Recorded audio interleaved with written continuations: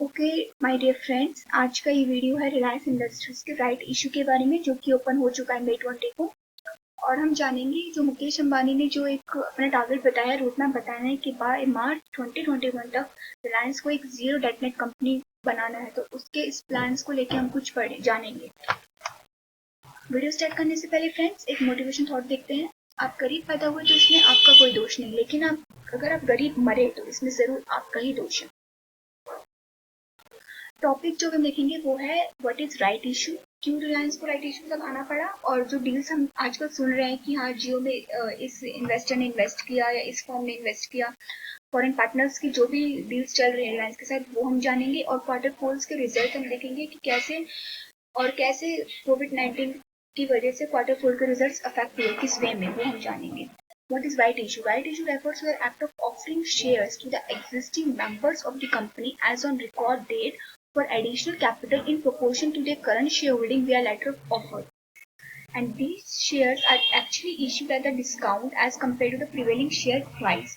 Right issue क्या होता है? ये in simple terms right issue में हम ऑफर करते हैं shares to the existing members. Highlight करिएगा वर्ड को, existing shareholders of the company as on record date. Record date का मतलब होता है कि कंपनी डेट फिक्स कर देती है कि हाँ इस डेट तक आपके डीमैट में शेयर्स होने चाहिए to avail the benefit of right issue. उसके बाद अगर आप बाय करते हैं तो उस राइट इशू के पर्पज के लिए नहीं देखा जाएगा, इस डेट तक आपके डीमैट में शेयर होने चाहिए। अब इस राइट इशू का ऑब्जेक्ट ऑफ कोर्स ये होता है कि जो वोटिंग राइट है वो अफेक्ट ना हो bye issue of fresh shares. मतलब अगर एक कंपनी के पास 1000 शेयर्स हैं और कंपनी 500 राइट इशू के थ्रू लाती है, तो जो न्यू 500 शेयर्स को ला रही है तो उससे क्या है, जो एग्जिस्टिंग मेंबर्स है 1000 शेयर्स के, उनके जो वोटिंग राइट्स है वो इफेक्ट ना हो। कैसे ना हो? क्योंकि ये शेयर्स हम एग्जिस्टिंग मेंबर्स को ही इशू कर रहे हैं, तभी इस इशू का नाम राइट इशू है। राइट इशू मतलब existing shareholders have the first right to subscribe to the shares. So existing shareholders के पास राइट ट्रेड करने के 3 रास्ते होते हैं। पहला, they can fully subscribe to the issue, they choose not to issue मतलब they choose to ignore the issue, and the third one is renouncing the same. renounce कैसे? वो अपना जो राइट है, right to applying the right issue, किसी और के favour में रिनाउंस कर सकते हैं। जिसके फेवर में रिनाउंस कर रहे हैं उस पर्सन का मेंबर होना जरूरी नहीं है, तो उसके बदले में एग्जिस्टिंग शेयर होल्डर को कुछ पैसा मिलता है वो राइट को रिनाउंस करने का। और आपको बता दें एडिशनल जानकारी के लिए कि जो रिनाउंसिंग से जो पैसा मिलता है एग्जिस्टिंग शेयर होल्डर को as a capital gain tax होगा अंडर इनकम टैक्स एक्ट। तो बाय राइट हम क्यों लाते हैं?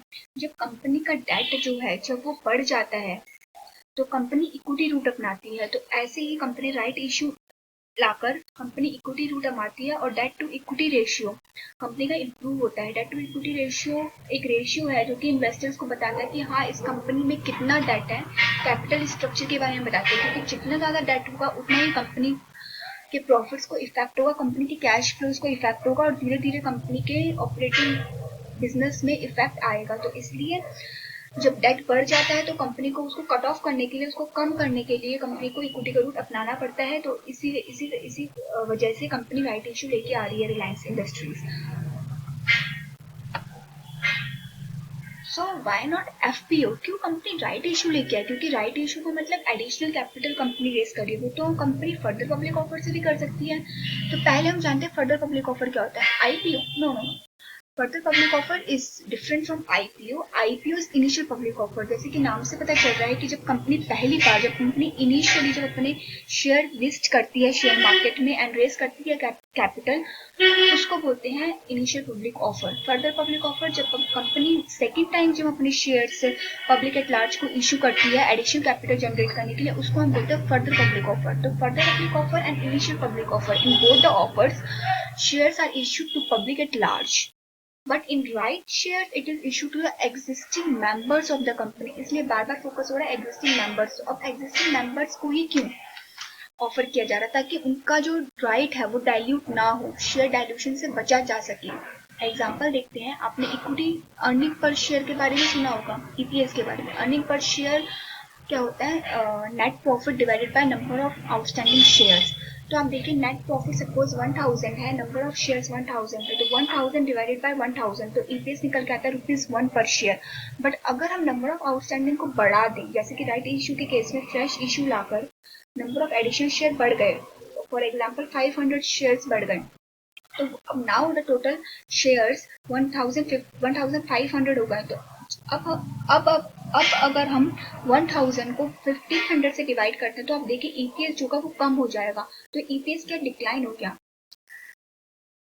एक्चुअली क्या होता है, इन्वेस्टर जो है अगर ईपीएस बढ़ रहा है तो इन्वेस्टर्स को लगता है कि क्योंकि इन्वेस्टर्स की अर्निंग पर शेयर बढ़ गया, तो उससे क्या होता है एक संकेत जाता है मार्केट में, इंडिकेशन जाता है मार्केट के अंदर कि कंपनी अर्न कर रही है, कंपनी के पैट बढ़ रहे हैं, कंपनी के प्रॉफिट आफ्टर टैक्स बढ़ रहे हैं। बट अगर ये ईपीएस घटता है तो इससे एक गलत इंडिकेशन जाता है और जो मेंबर्स होते हैं कंपनी के वो सेल ऑफ कर सकते हैं अपने शेयर्स को।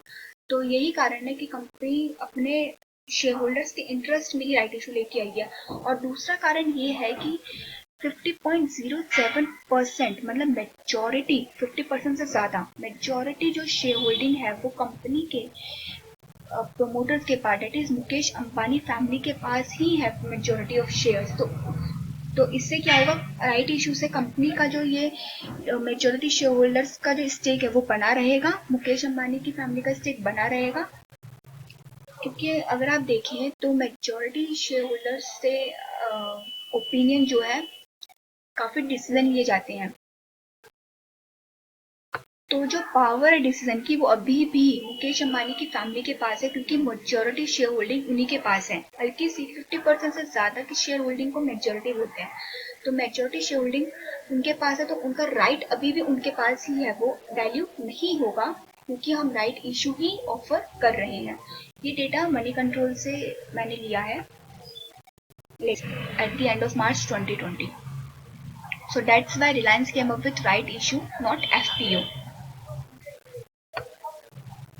रिलायंस इंडस्ट्रीज का जो राइट इशू है उसका जो अमाउंट है वो है 53,125 करोड़ का राइट इशू कंपनी लेके आ रही है। और माना जा रहा है कि ये इंडिया का अब तक का सबसे बड़ा राइट इशू है। और ये राइट इशू जो है वो नियरली रिलायंस खुद 3 डिकेड्स के बाद मतलब 30 ईयर्स के बाद लेके आ रही है। और एडिशनल जानकारी के लिए मैं आपको बता दूं कि रिलायंस इंडस्ट्री मार्केट कैपिटलाइजेशन के हिसाब से लार्जेस्ट लिस्टेड एंटिटी है इंडिया की। मार्केट कैपिटलाइजेशन क्या होता है, number of shares of the company into current market price of the company. और नवंबर 2019 में कंपनी का जो मार्केट कैप था रिलायंस का वो 10 ट्रिलियन तक पहुंच चुका था। तो बाय मार्केट कैप ये लार्जेस्ट लिस्टेड एंटिटी मानी जाती है इंडिया की। और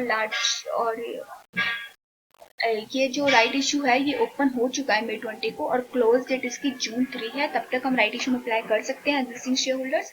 और ये राइट इशू का जो रेशियो है वो 1:15 है, मतलब for every 15 share you will get 1 equity share at the rate of ₹1 to 5 पर शेयर। जो ये 1 to 5 पर शेयर का प्राइस है, जैसे कि हमने पढ़ा था अभी कि वो डिस्काउंटेड प्राइस पर इशू करते हैं, तो यस ये डिस्काउंटेड प्राइस पर ही है। क्योंकि जब ये इशू लाया गया था, अनाउंस किया गया था 30 अप्रैल को, तब कंपनी का जो क्लोजिंग प्राइस था वो था 1467, तो उससे 210 का डिस्काउंट देकर ही कंपनी ने ये डिसाइड किया कि 1257 पर शेयर पर हम रिलायंस का राइट इशू लेकर आएंगे। But about unsubscribe portion, unsubscribe portion क्या होता है, जैसे कि हमने देखा कि इक्विटी शेयर होल्डर्स के पास, एग्जिस्टिंग इक्विटी शेयर होल्डर्स के पास राइट होता है कि वो जो अपना पोर्शन है वो सब्सक्राइब ना करे, इग्नोर कर दे, तो उसको बोलते हैं अनसब्सक्राइब पोर्शन। तो उस अनसब्सक्राइब पोर्शन को रिलायंस प्रमोटर ने बोला है कि हम सब्सक्राइब करेंगे, तो प्रमोटर्स अपना शेयर तो सब्सक्राइब करेंगे ही करेंगे, प्लस वो जो अनसब्सक्राइब पोर्शन है वो भी सब्सक्राइब करेंगे। तो इससे पता चलता है कि वो किसी न्यू मेंबर को अपनी कंपनी में लाना नहीं चाहते और एग्जिस्टिंग शेयर होल्डर्स को ही अपनी कंपनी में बनाए रखना चाहते हैं। टर्म्स ऑफ पेमेंट क्या है, जो भी हमने देखा था कि जो ये 1257 का है इसको हम कैसे पे करना है, तो इसको हमें फुल्ली पे नहीं करना, अभी इसको इंस्टॉलमेंट्स में पे करना है।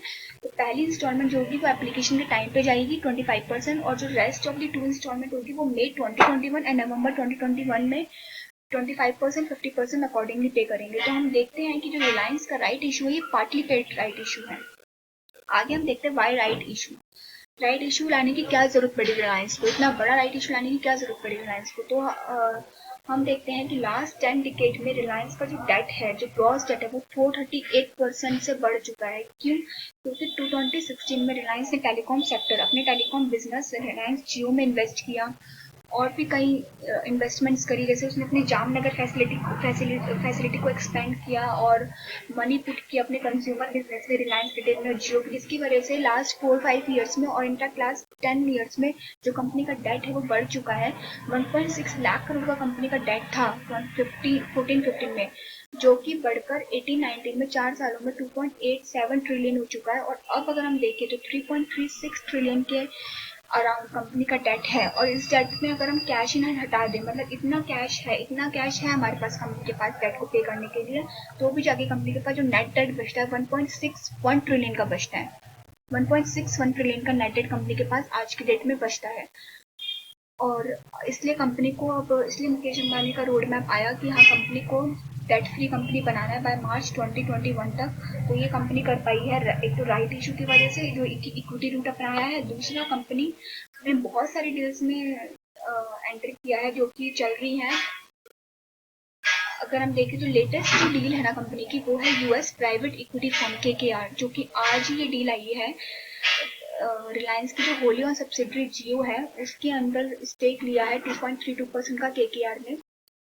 तो इन डील्स के बाद, इन सारे डील्स के बाद जो लास्ट 4 वीक्स में, लेस देन 4 वीक्स में जो ये डील्स साइन अप करी है रिलायंस के साथ, रिलायंस के फॉरेन प्लेयर्स के साथ, जिसमें सबसे बड़ी जो स्टेक है वो है 10%, अप्रोक्सीमेटली 10% का फेसबुक का 43,574। तो हम देखते हैं टोटल जो जियो के अंदर 16% का अराउंड स्टेक डाइल्यूट होगा, मतलब 100% स्टेक जो रिलायंस के पास है उसमें से हम 16% स्टेक हटा दें, 84% का रिलायंस के पास रहेगा अब तक और 16% इन फॉरेन प्लेयर्स के पास जाएगा। और इससे कंपनी अप्रोक्सीमेटली 18,000 करोड़ का अमाउंट रेज कर चुकी है। 18,000 करोड़ ये और 53,000 करोड़ के अराउंड जो राइट इशू है। तो इसकी वजह से कंपनी जो 1.6 ट्रिलियन का जो अपना टारगेट है वो अचीव करने की तरफ बढ़ रही है।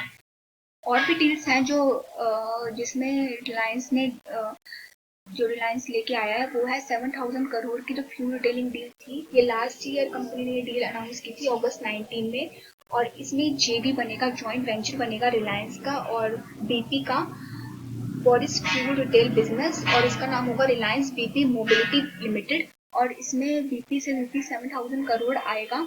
और इसका जो पर्पस है वो ये है कि नेक्स्ट 5 ईयर्स में कंपनी जो ऑपरेट कर रही है, नाउ कंपनी ऑपरेट कर रही है 1400 रिटेल आउटलेट्स, जो कि ले जाने हैं अप टू 5,500 रिटेल आउटलेट्स और 30 एविएशन फ्यूल को 45 एविएशन फ्यूल स्टेशन तक लेके जाना है to become the most preferred provider of automotive and aviation fuels.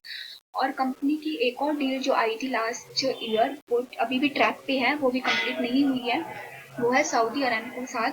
इसमें जो कंपनी का जो कोर बिजनेस है, ऑयल टू केमिकल बिजनेस है, इसका 20% स्टेक इस कंपनी को जाएगा। और इस कंपनी के थ्रू 20% स्टेक देके हमारे पास 1,14,000 करोड़ का अगेन हमारे पास कैश इनफ्लो जनरेट होगा, जो कि नेट डेट पे करने में हेल्प मिलेगी। और कंपनी की जो अनदर वो है जो डील है, वो है ब्रुकफील्ड टावर डील, ब्रुकफील्ड की, जिससे 25,215 करोड़ का जो इनफ्लो है वो रिलायंस को आएगा एक इनविट के जरिए। रिलायंस ने अपना जो जियो टावर और फाइबर का जो बिजनेस है वो डिमर्ज कर 2 सेपरेट इनविट में। इनविट क्या होता है? इंफ्रास्ट्रक्चर इन्वेस्टमेंट ट्रस्ट, जो कि कलेक्टिव इन्वेस्टमेंट स्कीम है सिमिलर टू म्यूचुअल फंड, जिसमें डायरेक्टली इन्वेस्टमेंट होती है इंडिविजुअल से। तो इसमें इन्वेस्टमेंट कर रहे हैं रिलायंस और ये ब्रुकफील्ड मिलके। ब्रुकफील्ड के साथ जो इन्वेस्टमेंट डील है, ये सिंगल लार्जेस्ट फॉरेन इन्वेस्टमेंट मानी जा रही है इंडियन इंफ्रास्ट्रक्चर व्हीकल। और इस टावर इनविट में 51% स्टेक पहले जो है वो रिलायंस जियो इन्वर्टेड प्राइवेट लिमिटेड के पास है, 49% आरएल के पास है, जो कि डील के बाद आरएल अपना 49% जो स्टेक है वो आरजीआईपीएल को दे देगा, इनविट को दे देगा, और इनविट जो है वो सारी यूनिट्स किसको देगी? ब्रुकफील्ड को। आगे की डील देखते हैं। आगे अब हम चलते हैं। यहाँ रिलायंस इंडस्ट्रीज का जो प्राइस है वो एक्स राइट हो जाता है। एक्स राइट मतलब कि जो आपको प्राइस मिलेगा वो राइट इशू के बेनिफिट को हटा के मिलेगा। तो ये 14 मई को अराउंड इसका प्राइस बहुत डाउन हुआ था, ये आप देख लेगा। तो ये हमारी वीडियो का पार्ट 1 था। नेक्स्ट पार्ट में हम कवर करेंगे क्वार्टरली रिजल्ट्स के बारे में और क्या रिलायंस के राइट इशू में इन्वेस्ट करना क्या करना चाहिए या नहीं करना चाहिए, ये हम पढ़ेंगे, ये हम देखेंगे। Thank you.